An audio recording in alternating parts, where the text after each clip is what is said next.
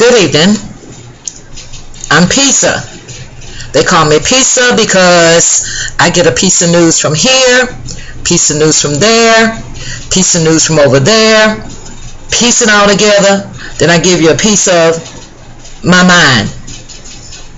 Well, there are 4 main categories that Pizza will be looking at. And each of those categories have some what I call subcategories. That way you can click on whichever category, subcategory you choose to get a piece of. No pun intended. The first category is called national security. That Pizza will be giving you a piece of her mind on. And when you get to that, I want you to keep in mind that Pizza has named the 3 most dangerous Americans. Yes, I said it. Edward Snowden, Dick Cheney, and Chief Justice Roberts.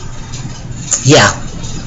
When we talk national security, we will give you more information, a piece of my mind on them.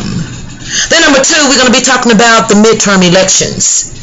And I have 10 solid reasons why folks are not going to be voting along party lines this midterm, and why you can't pay attention to the polls that the cable news networks like to give us each and every evening. Our third category is going to cover current events, and if you haven't listened to, I advise you to listen to I call it my Ferguson plea, and I also call it the Secret Service failure. And then my fourth and final category,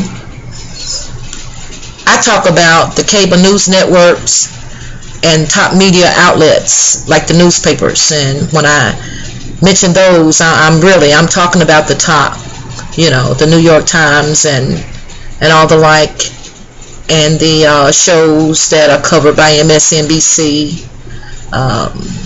CNN, Fox,